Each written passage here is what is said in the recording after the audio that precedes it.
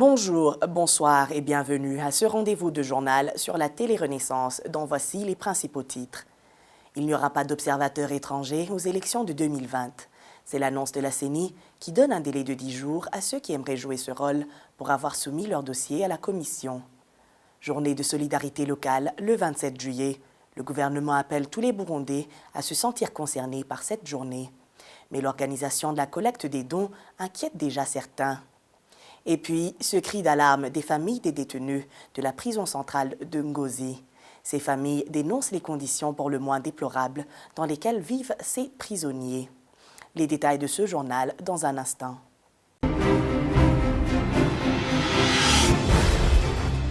Pas besoin d'observateurs étrangers pendant les élections de 2020. L'annonce a été faite par la Commission électorale nationale indépendante. Par la même occasion, Pierre Claver Kazihise, le président de la CENI, a donné un délai de 10 jours aux organisations de la société civile et aux confessions religieuses qui souhaitent jouer le rôle d'observateurs de déposer les documents nécessaires.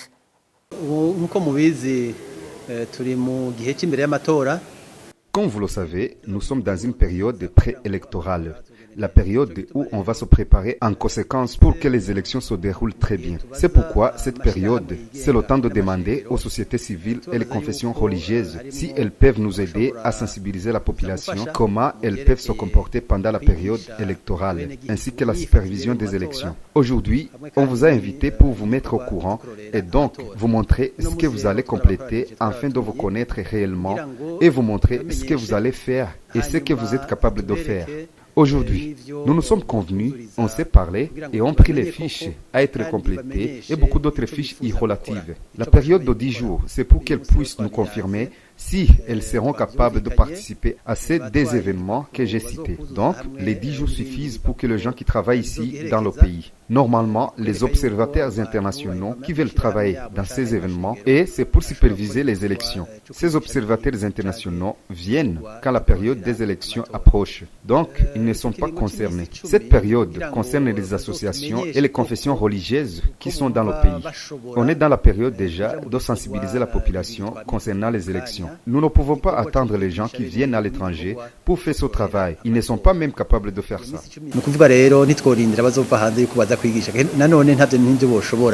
Les prisonniers à la santé fragile, des visites trop limitées et le manque d'eau potable, telles sont quelques conséquences qui sont dues à la surpopulation de la prison centrale de Ngozi.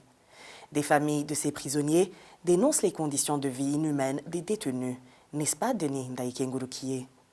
La prison centrale d'Ngozi est en situation de surpopulation. Alors qu'elle devrait accueillir 400 prisonniers, aujourd'hui elle compte déjà près de 1500 selon les rapports de détention des droits humains. C'est une surpopulation carcérale qui a un impact sérieux sur la vie des détenus. Une bonne partie n'a plus accès à l'eau de robinet selon les sources sur place. L'eau est distribuée pendant 8 heures par jour, mais l'unique robinet disponible pour tous ces prisonniers n'offre pas l'accès à tout le monde pour s'approvisionner en eau, disent les mêmes sources. Les conséquences aussi des maladies qui se sont déjà manifestées dans cette maison de détention, la présence des poux, des punaises et d'autres insectes provoque des maladies dues à l'insalubreté rendues difficiles à gérer par les voisins dans ces différentes cellules. Ajoutons que les visites ont été sensiblement limitées, se résumant à 15 minutes, même pour des visiteurs venus de coins loin de cette province.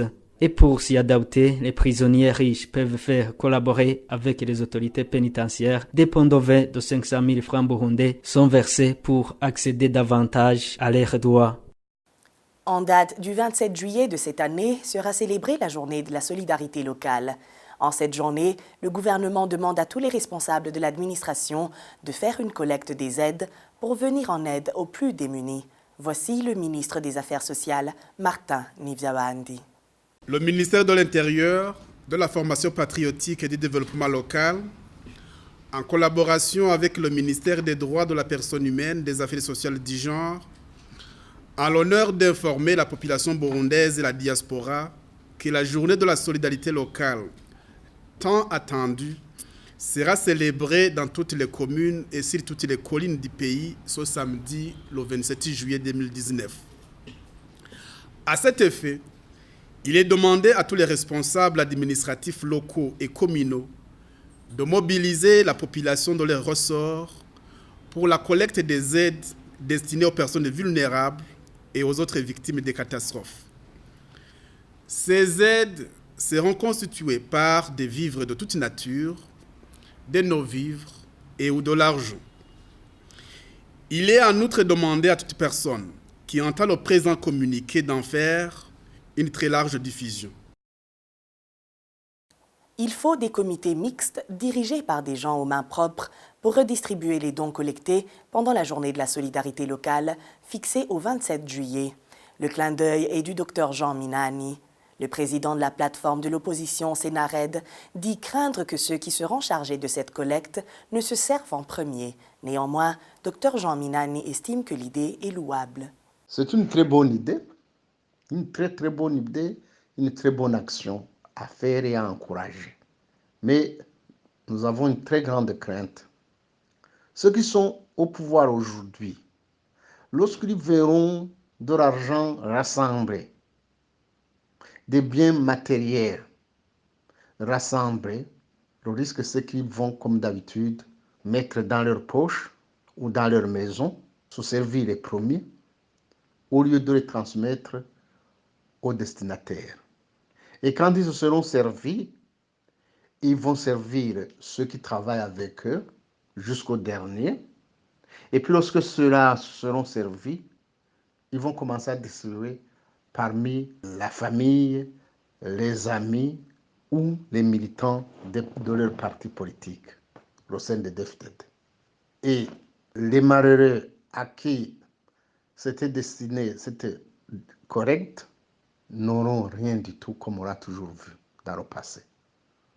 Rien n'a changé aujourd'hui, au contraire.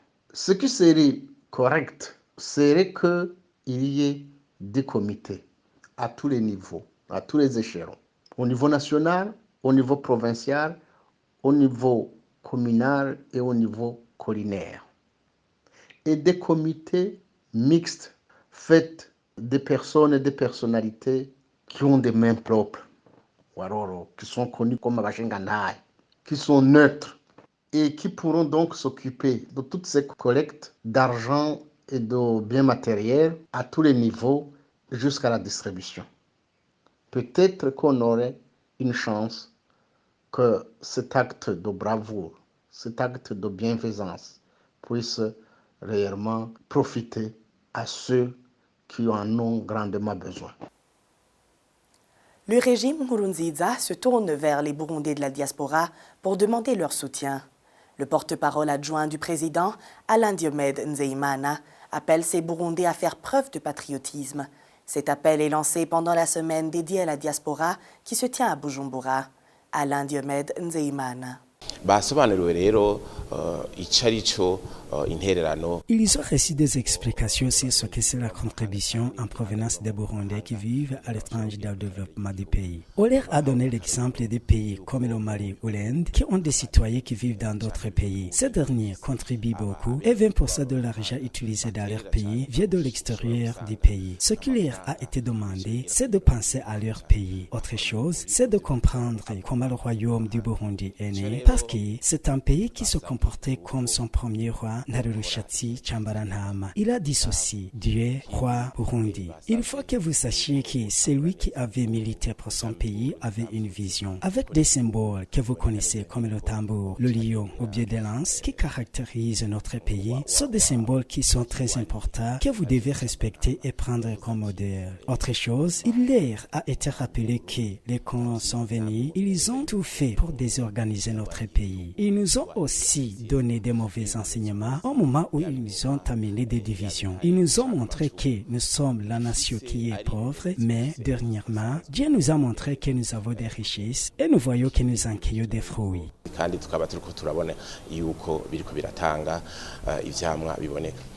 Dans notre dernière édition, nous vous parlions de Marc Ndayirukiye, un enfant burundais réfugié à Huye au Rwanda, qui a perdu de vue ses parents à 11 ans alors qu'ils fuyaient le pays ensemble en 2015. Aujourd'hui, nous vous parlons de l'intégration de Marc Ndayirukiye dans le système scolaire rwandais jusqu'à être premier de la classe, de sa cohabitation avec ses camarades de classe et l'attitude de la direction de son école face à ces difficultés financières. Reportage Thierry Bigilindavzi. Un beau Samarité a redonné le goût de vivre au petit Marc Ndayirukiye lorsque ce dernier était sans aucun espoir. Alors que le pauvre Marc cherchait une famille qui peut lui exploiter à condition d'avoir à manger, il a rencontré une famille rwandaise dans cette à Kuzuyezu Raphaël. Hélas, il a pu regagner le chemin de l'école. Pas sans difficulté, car il s'est retrouvé dans un système anglophone alors qu'il venait d'un système francophone. D'ailleurs, même s'il venait de terminer la 5e année primaire, il a été obligé de recommencer ses études en 3e année primaire. Le jeune Marc ne s'est pas découragé. Il a pris son destin à ses mains et a commencé à écrire une nouvelle page de l'histoire de sa vie. J'ai d'abord pensé à trouver du travail. C'est là où j'ai commencé à chercher du travail et j'ai eu la chance de rencontrer une bonne personne. Je lui ai demandé du travail. Comme j'étais petit, il a remarqué que je ne peux rien faire. Il m'a pris comme son fils. Il m'a envoyé à l'école. Arrivé là-bas, j'ai été obligée de retourner en arrière 3 ans parce que je ne connaissais pas la grammaire rwandaise. Et je suis retournée en 3e primaire. Avant de venir à Huye, j'y ai étudié une année seulement. Après avoir déménagé, ils m'ont amené au HCR pour me faire enregistrer.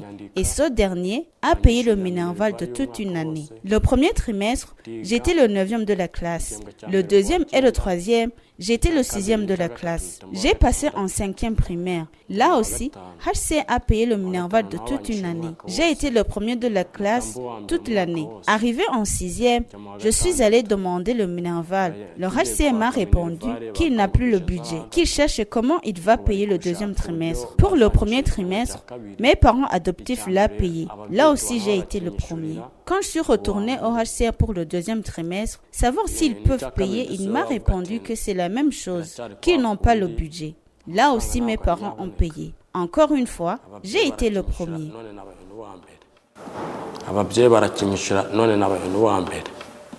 Marc affirme qu'il est déjà en bon terme avec ses camarades de classe et révèle ses rêves dans l'avenir.